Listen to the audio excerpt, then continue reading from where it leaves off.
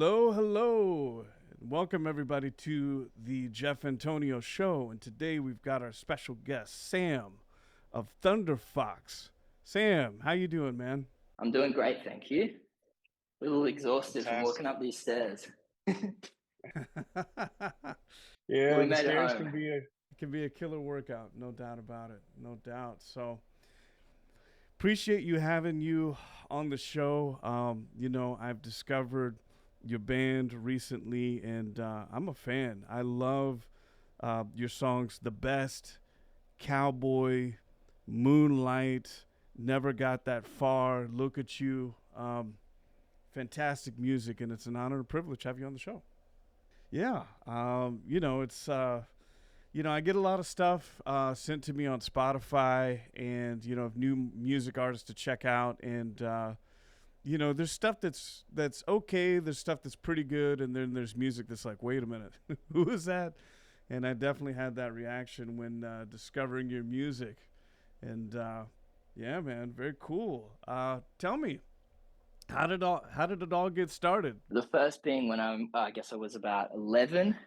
My brother showed me a Guns N' Roses song. Believe it or not, I was just obsessed with Slash. I really wanted to be a guitar player and kind of be just like him in every way. And then I guess, so yeah, I started playing. Right I on. used to play in my guitar teacher's band now and then, which was really a great experience. And then as I grew older, I think, and a lot of people will, I guess, hear this in our music, but I heard a Jeff Buckley record for the first time, and that must have been when I was 17 or so. Yeah, and I had to learn to do that as well. I think it's like an emulation thing. I just kind of see something cool and I want to be able to do it. Right on, right on. No, I could definitely see that. So you got that bug with Slash, and what a great bug to get, because great guitarist, great band, great songwriting. I mean, all the elements are there, right? Yeah, man. And it's funny, you kind of outgrow some things. And I can't say I listen to Guns N' Roses all the time now, but it definitely has left its mark. Definitely on my guitar playing. But yeah, still hold a special place in my heart. Most most definitely. When did you first pick up the guitar and start playing? I would have been 10 years old, 11 years old. Um, yeah, I was obsessed with it. I had the same experience when I picked it up. It was just like an obsession. I mean, I had it next to my bed. Tried to get in as much playing before school, after school. It's like I couldn't stop. Yeah, man, I fully relate to that. Yeah, I'd like have it in my bed next to me when I went to sleep. Just like hug it. Right on, right on. Which, by the way, is it you playing the solo on Moonlight? Yeah. And Travis plays guitar in that as well. I play a guitar solo in The Best, which you mentioned that song before. And I guess the lead guitar in Moonlight is Travis actually, who also plays sax in the band. Nice, man. You guys, killer solo. Great guitar work, man. It's very good. Kind of reminds me, to me, of what Maroon 5 should have been.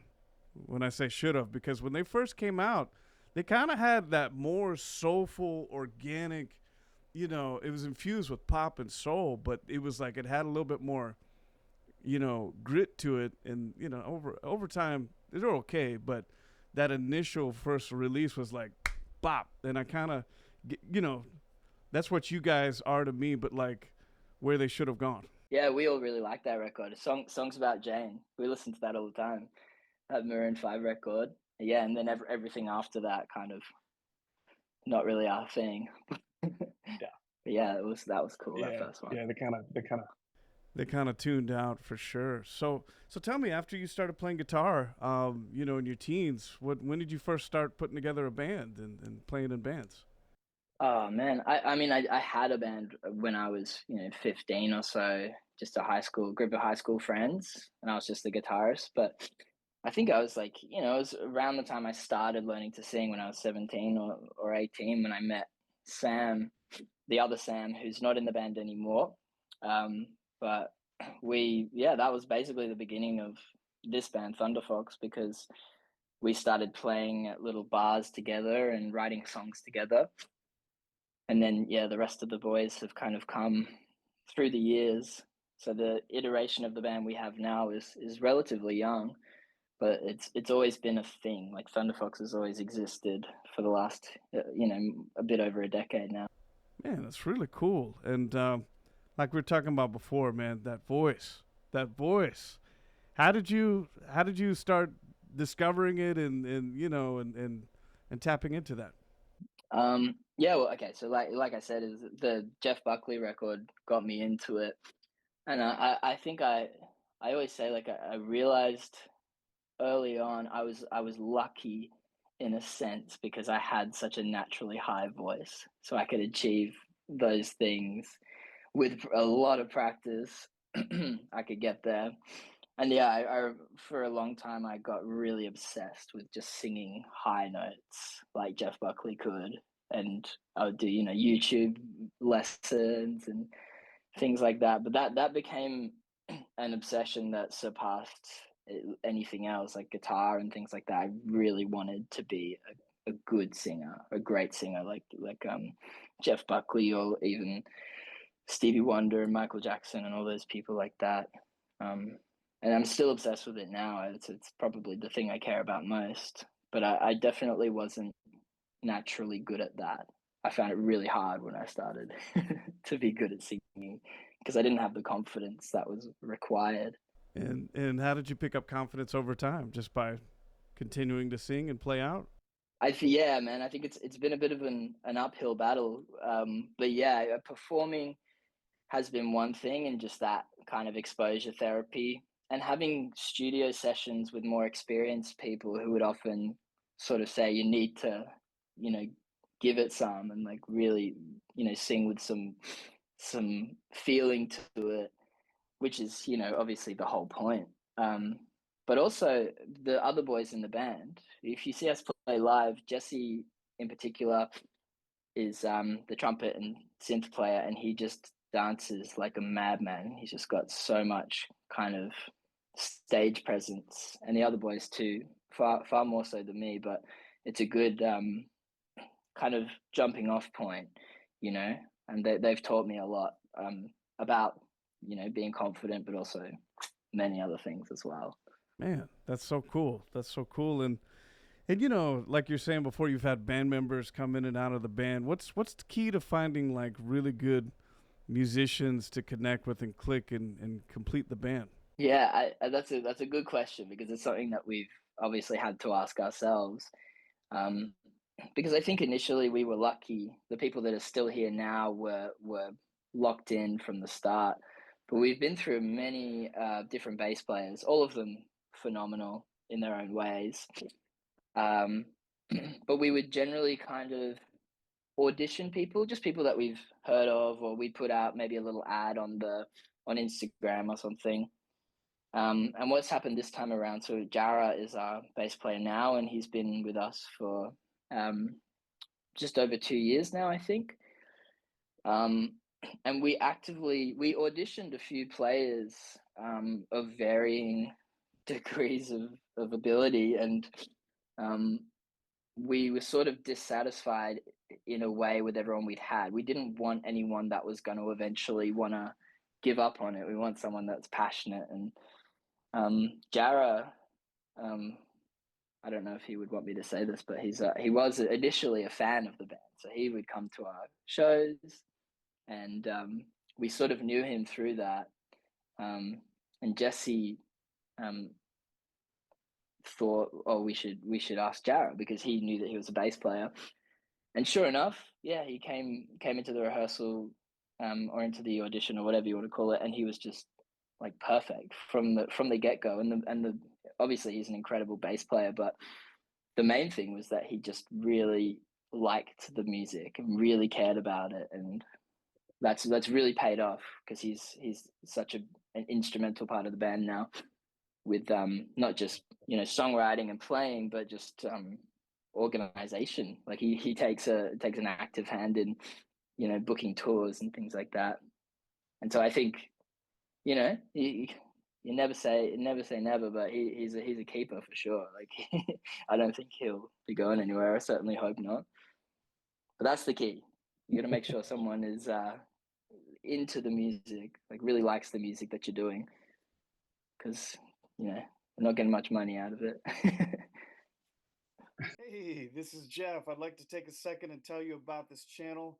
I really encourage you to hit the subscribe button. This really helps out the channel, helps it grow. And also, if you can like and put your comments for this video, that'd so much be appreciated. This really helps me to continue to book amazing artists that hopefully inspire you and continue to grow this channel. Thank you. It's all for the love, right? Yeah, that's right. That's what it's all about.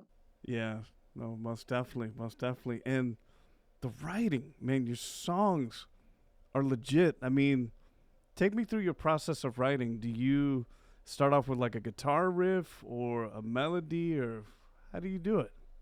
Yeah, for sure. It's definitely variable. I think like every now and then I'll be fiddling around on the guitar and it'll work, but it usually happens in two distinct segments. I'm a big like lyric writer, and lyrics are one of my biggest priorities in writing songs a lot of the time. And so I will just write down lyrics every now and then. Something will just come to me, and I'll just have a phone full of them in my notes. And if I'm then you know I'll be jamming or fiddling around, and if we've got like a melody to go with or something like that, I'll flick through all my lyrics, find something that fits. So it's kind of like a two-part process, but there's always a lyric there that can fit something that we've come up with, you know. Right on, right on. And so from there, once you've got the lyrics and melody, you take it to the studio and work it out, or you kind of work on your own with it? Well, yeah, it's evolved over time. At the moment, I think for the most part, what would happen is I would write the bare bones of a song by myself. I would have like a song that I could sit down with a guitar and perform it to the band, and then the band would kind of make it a real song. Like, but I would something I think is really important in our process is to let everyone have a say. So I'll never, unless it's you know really stuck in my head or really important, I'll never write a part for somebody else. Never write a horn line or a drum part or anything like that, because that's what kind of makes the songs unique, I think, is that everyone has a go. So it usually comes together in a rehearsal room. And lately we've been recording ourselves. We've been self-producing the last 3 or 4 tracks that we put out. Man, impressive. That's impressive. And so you record it right there in the rehearsal place? Yeah, dude. So Cowboy is our most recent That's track. great. And yeah, we recorded the drums and bass at Max's house, just in his living room. And yeah, we just mixed it all from home, and so cheap. It was great. Man, okay. Well, that's pretty cool. So, when you guys are putting together a song or, recording or what have you, how do you know the song is done? As you know, in modern day technology, you can put a gazillion tracks, a gazillion takes, a gazillion cuts and edits. Like, how do you know it's like, okay, that's it. Let's leave it be. Let's just mix it. Be done with this. It's a good question, because I think it's an important thing for almost every musician to learn, is how much is too much. And I think we've definitely not known in the past, but I think now something that I heard from somewhere, and I don't really remember where I heard it from, but when you're recording music, especially, and you start playing it back, like all the instruments are in there that you would have, used to play live. As soon as you get the feeling, you get the chill down your spine, or you start moving to it spontaneously. That's a pretty good indicator that you're just about there. Because I've done it like where I'll get that feeling and then I'll do more mixing and I'll add more things and then I lose it. Do you have to sometimes walk away from it, come back to get clarity? Yeah, for sure. I'm trying to be better at that too, because I'll get really addicted to just working on a song constantly. And then, yeah, you can really overwork it. So I'm trying to get better at stepping away and maybe even letting go of songs that just aren't working. That's the hardest thing, because, you get emotionally attached to them.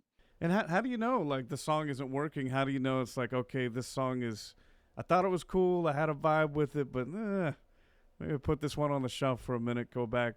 How do you know what's that point?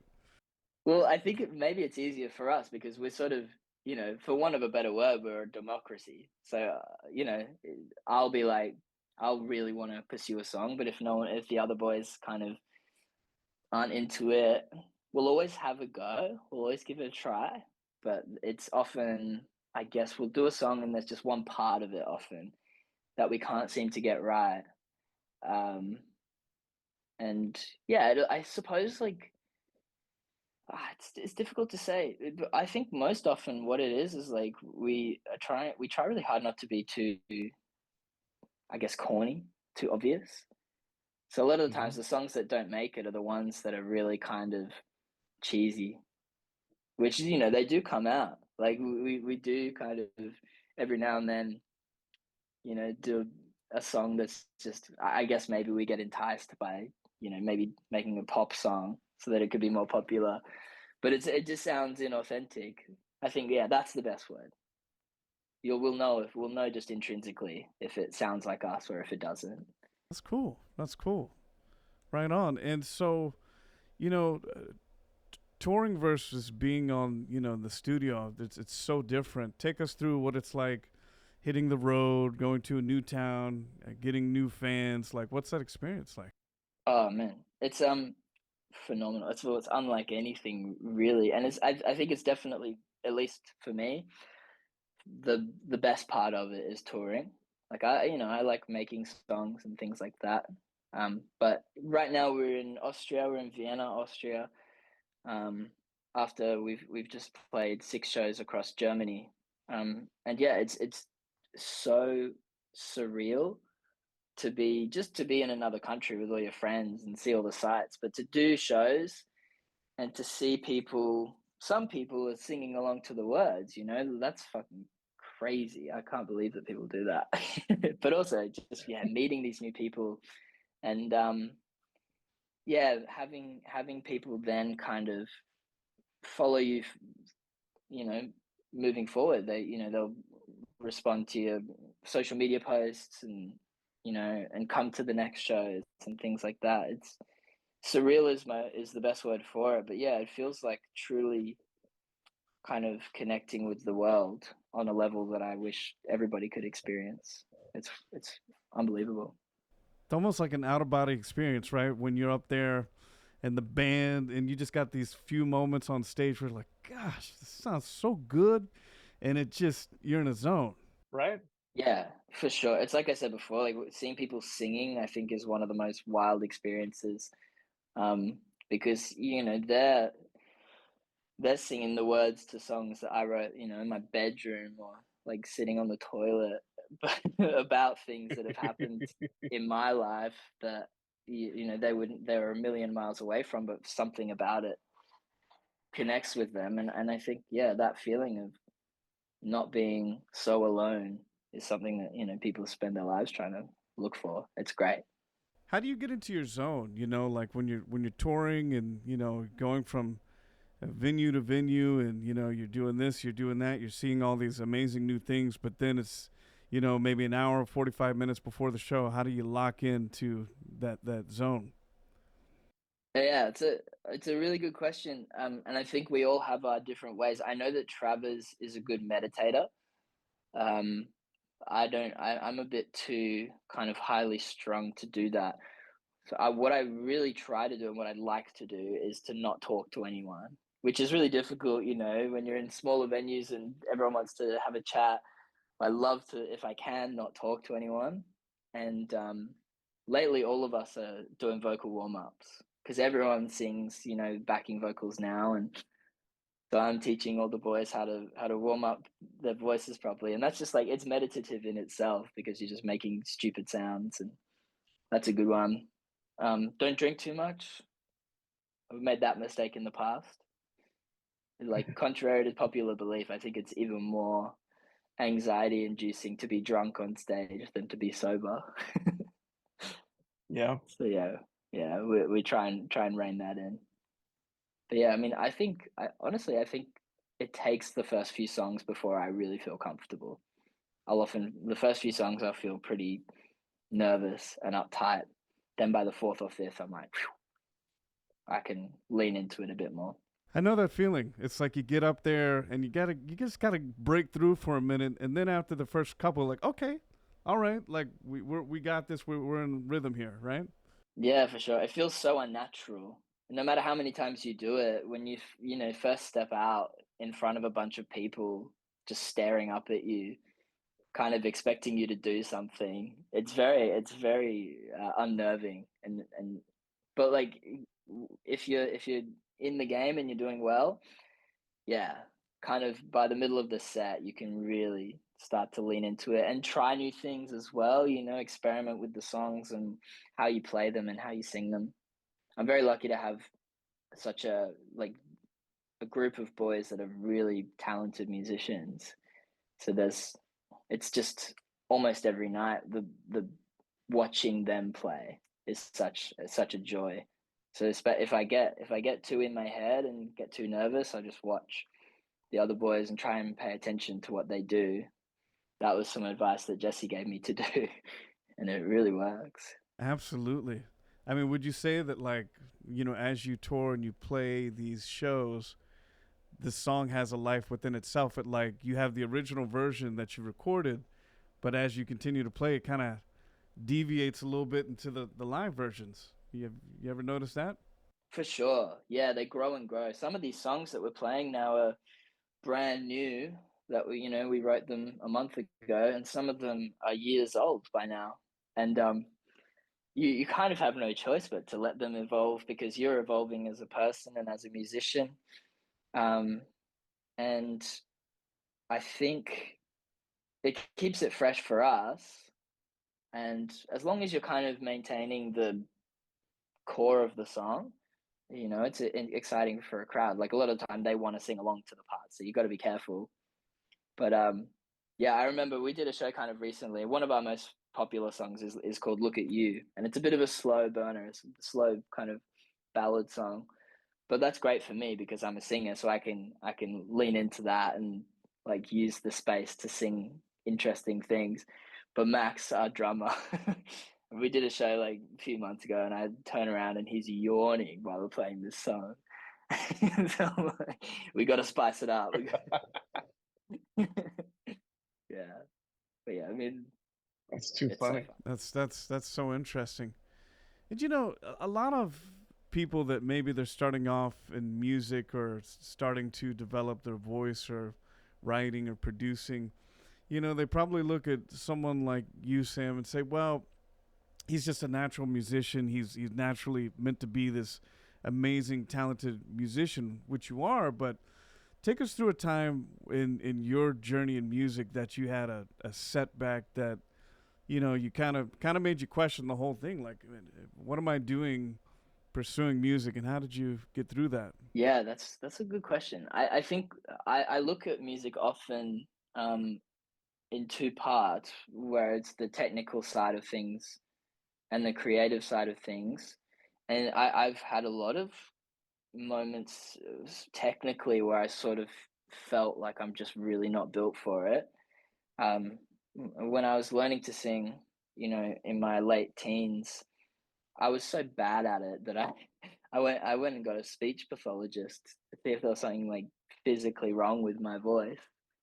And there wasn't. She was like, "You just got to practice. You just got to do better."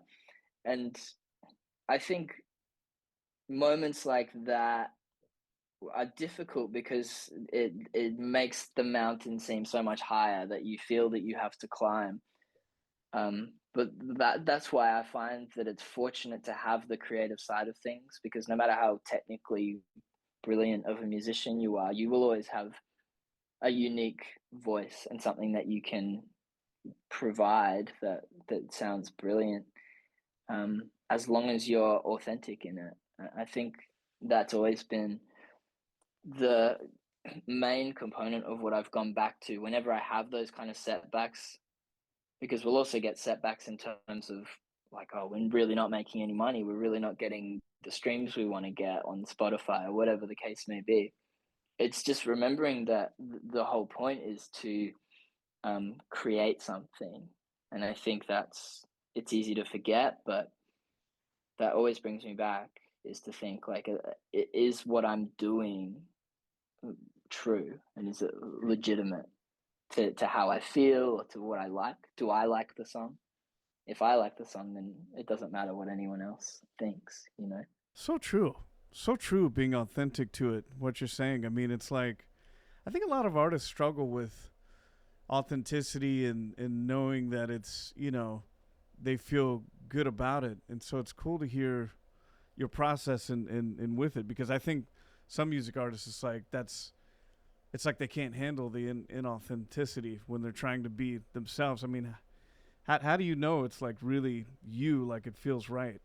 Yeah, well, I think I know through trial and error, because we've done songs, we've put out songs in the past where I was actively trying to maybe break into a market, as in Australia, it's a fairly kind of monopolized music scene, in that there's not a lot of room to be weird or to be interesting.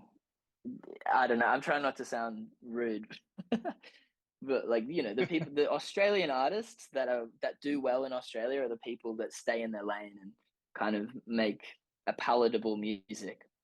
So I think I know that when I've put out songs with the intention of fitting that mold, which I have done in the past, um, even if the song does well, I dread performing it live. I can feel like a sense of like, I don't want to sing this anymore. And I cringe when I think of the lyrics that I've written or something to try and be more radio friendly. And, you know, so I just don't do that anymore. I can tell now, kind of instinctively, when it's not me, or it's not us. But yeah, I think Well, it comes out great, man. I mean, especially with songs like The Best. I mean, the vocals, the music production, the vibe. Like, how do you write a song like that, man? How did that? What was the process in writing that? that was that was Jesse's idea at first. He had come up with this synth part, the chord progression that you hear at the beginning. So Jesse's very interested in making patches on synths. Like, he's really smart and knows his shit about making sounds. And he's also very passionate about just music technicality. So he himself had in a rare instance, come up with like the rhythm for it. And Max, our drummer, had to kind of learn this. I can't remember what it was called, but it was some specific rhythm that they wanted to do. And so that's how the song started. But it was initially very, very different. It was quite upbeat and happy. And that was a great instance of me feeling, at once I kind of had, because I got Jesse's idea, and then I kind of wrote a song out of it. And there was a good instance of me feeling like, oh, this isn't authentic to me, because I'd written this song that was sort of like a bit sassy, and it was like, yeah, in a major key. And really, I was feeling, at the time, I was going through a breakup, and I was not happy at the time. Oh, So yeah, so I kind of changed the entire vibe. Well, we worked together to change the entire vibe of the song. And this was all done in kind of rehearsals. And that was like one of those things. Like, it was a lyric that, the chorus lyric, you said, "You love me, you made me feel so ugly." It's very simple, but the rest of the song could be built around that. Okay, that sentiment is how this song should feel as a whole. Yeah, the idea was not to write a full-blown breakup ballad, because we've done that already. It was to make something that felt a bit triumphant in the same way, but without detracting from how genuinely awful it feels to be broken up with. That's a good spin on it. I mean, yeah, any breakup is terrible, but you kind of putting a spin on it. That's cool. That's cool. And what about Cowboy? Is that the latest release? Yeah, that's the latest one. That one I wrote, I suppose, more or less in isolation. because I again, it's like another song where like the idea for the song came from where I was at emotionally, and I had quit drinking at the time. This is about 8 months ago or 9 months ago now, because I had made a few mistakes as a result of being a really kind of problematic drinker. Without getting too much into it, I had a bit of a problem with it, and it was something that someone had said to me. I have like on my Instagram, my profile picture is like a cowboy. I'm making a joke when I have my picture like that, but it's just like a cowboy with like 6-pack abs and a lasso, and like I thought that was funny. And someone said to me, "Oh, maybe you're that guy," as in maybe that's who you see yourself as internally. And it sort of resonated with me, because I was like, yeah, maybe when I drink and I do stupid things, or things that are ultimately bad for my life as a whole, that's how I feel. I feel like I'm just this cowboy, just like this renegade. And I hadn't realized it, or maybe maybe it's me that's kind of doing these terrible things. And of course, because it was in the context of a cowboy, then the music side of things was very obvious. We just do a little country western vibe, but make it funky. Yeah, it came easily. Yeah. Yeah, you guys blend a lot of different styles at the same time, and it's very seamless. I mean, is that something that is thought out at all, or is it just like this natural thing? Because I hear the soul, and I hear some rock, and I hear elements of funk. I mean, how do you put it all together?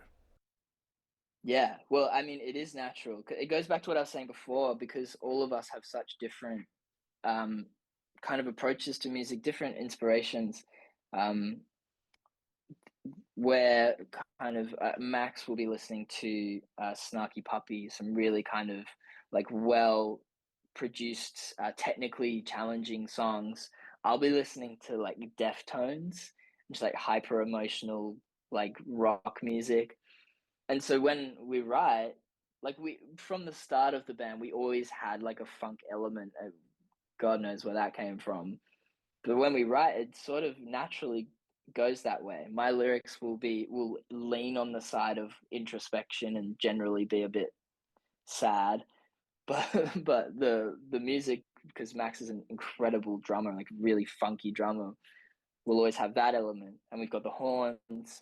I think we just have a lot at our disposal, and we don't have any intention of trying to be super cohesive from song to song. It's nice to be able to do whatever we want, even at the expense of, popularity. But I love that. I love that you're gonna do what you want to do, because it's like, I mean, would it be fair to say that you guys have to enjoy it first and foremost before anything, right? Absolutely. Yeah, that's exactly the point. And I think that's why we've been like, obviously we're not world famous, but we're in many ways an extremely successful band, because we've just stayed together. We've stayed doing it for so long, and that so much of that comes down to the fact that we respect each other's tastes, and we respect each other as people, to the point where I hope and I think that no one really feels like their voice isn't heard. So I think it's and yeah, and it benefits us because our songs are unique and distinctive, which is something that I've always wanted for myself anyway. Yeah, they really stand out. I mean, legit writing and producing and everything. I mean, take me to a situation where it's like, you're trying to get a song going, or something, and you get kind of in the creative buzz, kind of slows down. How do you tap back into that energy of that, you know, getting back to where you need to be to complete a song? Yeah, that's a good question. I think for me, it's like you said before, like taking a break. I've learned about myself personally that I can't force myself to write something good. I can force myself to write something, but I can never force myself to write something good. So if I'm stuck, I just don't do anything, you know. Like I've got months without writing, you know, and I'll just let it fly, let it ride it out until something comes to me, because usually that's how it happens. I think writing is very much like an act of bringing the subconscious to the surface, which I'm sure is not an original thought, but that's what it feels like. Sometimes I'll write and be like, oh, I didn't realize that I felt that way. And sometimes if you've done that enough, you've written, you know, I'll write like 5 songs in a month, then it's all out. So I need to wait for it to build up again. Yeah. Just ride the wave when it comes in. Yeah. I totally Just, get that. don't force it. Tell me about Moonlight. How'd you guys put that one together? I love that song. Yeah, for sure. I love that song too. I'm really proud of that one because I think it really encompasses that like unique sound that we always wanted. That again is about the same breakup. The breakup really put me on my ass, this one. So they wrote a bunch of songs about it. But that one I was away in the Hunter Valley, which is just north of Sydney, about 3 hours north of Sydney, a really quiet, sort of tranquil place. And I had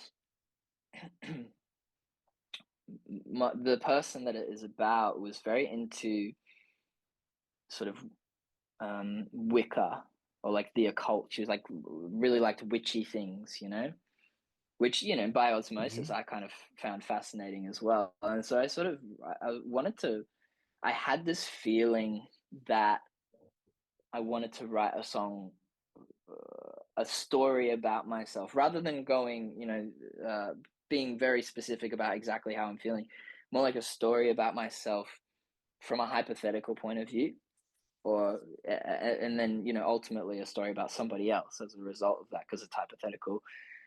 So the idea is that this dude is living a certain way, trying to find some kind of life partner, and it just keeps kind of going wrong to the point where he just gives up. And I think what's fun about that song is that it's really a song about like giving up in a way, but there's a triumphant undertone to it, maybe just in the music, but it's sort of like saying it's okay that this isn't happening for me. It's okay that this didn't work out, because we're, you know, we're kind of separate in that way, us, you know, people with one another.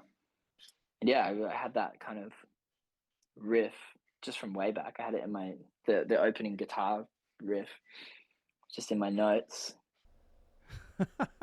So that's cool. So you had the riff kind of in your in the vault, but then the breakup, you know, you went through the situation, went back, took the riff and put it together. Yeah, exactly. Yeah, it's like these ideas come to you, and then they don't serve a purpose until they do, you know. Yeah, that's so great. I mean, it's you know, it's like sometimes things happen in life, like breakups or something like that, and in the middle of it, we don't really know the meaning of it or what it's going to do. But then, what comes out of it is this amazing art. Is it, you know, is it introspective for you to see that? 100%. It's you know, I read this book not long ago called Bittersweet by Susan Cain, and she talks about, among other things, about the kind of repurposing grief for the sake of creating something beautiful. And I think that really hits the nail on the head, and it's something that I've done naturally my whole life, but without kind of realizing. And there's a certain catharsis to writing about writing about things that you're going through, but also to perform those songs, to sing them. There's one song that comes to mind. Our song "Carelessly" is a classic kind of example of this, where it's a deeply kind of sad song. When I listen to it, though, I feel kind of triumphant, because I'm like, that's everything that I went through that was really difficult turned into something incredible. And it's also a song that, you know, people have heard, and they've, you know, sent me personal messages and said, I really relate to that song. Like, it feels like you're in my head and you feel the feelings that I feel. And yeah, I think that's the whole point of being a musician, is to, not everyone can articulate their feelings in that way, but people can do it for them. And then you connect with people and you realize you're not alone. And so it's not a case of, you know, sometimes you'll be like down in the dumps and you'll be like, I went through all that and all I've got is this lousy song. But mostly I feel really proud and happy that I can do that. And, you know, when we perform those songs live, you know, I can revisit those situations, but with a sense that I've walked away with something special, even if I didn't get anything else, you know. That's awesome. That's awesome. You know, it's so funny. We as humans, we always kind of see the situations we go through and we're thinking, I'm alone or no one else is going through it. And then you release it and you know, connect your music to the fans, and it's like they feel they're feeling going through exactly what you're going through yourself, right? Yeah, exactly. You know, there's been times at our shows where you see people crying and you're like, yes. it's, it's usually my mom, but like every now and then it'll be someone else. I'm not trying to make people cry, but I'm trying to make people, you know, feel company in their suffering, or even company in their joy. Like everything is better when you share it with people, and what better way than art? Absolutely, absolutely. So tell me, Sam, what's coming up for Thunder Fox this year and beyond? What are you guys doing? Of course. So we're performing tomorrow in Vienna at a place called Chelsea. And after that, we've got 3 more shows in Germany before we all head off for a well-deserved break. So we're all going our separate ways to different countries. But then I would say around July, we'll be back in the studio. We're gonna have another single out by around that time, and I think we're gonna try and do an album. But yeah, watch this space. That remains to be seen. And then we'll just keep touring and performing forever. Man, I love it. When are you guys coming to the States for a tour? Oh, that is a good question. We'd absolutely love to. But it's prohibitively expensive at the moment just because we live in Australia. But one of these days is the answer. Like we will be there without a doubt. Maybe a couple of years. Most definitely. It would go over very, very well. I can tell you that for sure. So tell us where we can find you online. Yeah, so we're all over the streaming platforms: Spotify, Apple Music, YouTube, anywhere you get your music. That's where you'll find us. Or you can follow us on Instagram, Thunder Fox Band. Right on, right on. Sam, it's been an honor and a privilege, man. I appreciate you, man. My pleasure, Geoff. That was really nice. I enjoyed that.